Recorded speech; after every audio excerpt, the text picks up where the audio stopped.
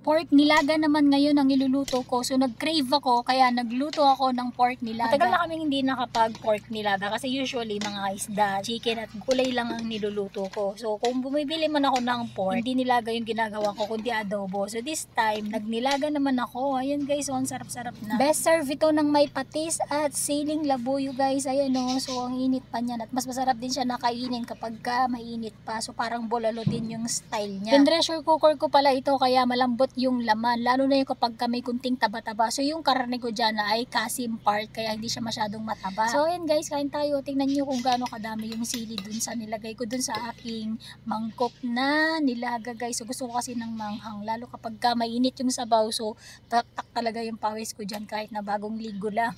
So itong kain na to ay nung umaga na pala. So yung gabi ay hindi ko nakuha ng video, kaya ako napa-video nung breakfast. So pangalawang kain na namin yan ng nilaga. Masarap kumain ng may sabaw kapag maulan at kapag malamig. Ayan, at anong lambot ng laman nung tinusok ko ng tinidor. Bumaon siya kaagad kasi nga napakalambot nung laman at na pressure cooker siya. Ayan. So marami ding gulay, repolyo at saka pechay, may daon ng sibuyas, meron ding saging, wala lang mais, pero okay na yan kasi madami akong saging na nilagay. Ayan o, ang laki ng subo ko dyan. So ganyan ako kumain ng nilagang pork.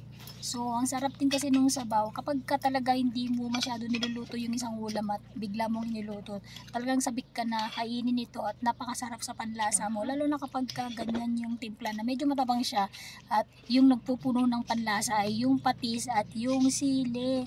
Tapos medyo malutong-lutong pa yung mga gulay kasi hindi ko siya masyadong in-overcook. So craving satisfied ako dyan guys. Kalating kilo pala yung niluto ko dito na kasim part, worth 340 ang isang kilo, so 170 ito. Plus worth 50 pesos na mga gulay. Tapos 2 meals na namin ito. So kaya sulit ang kain talaga namin dito. Sulit ang kain talaga namin dito at craving satisfied na naman ako.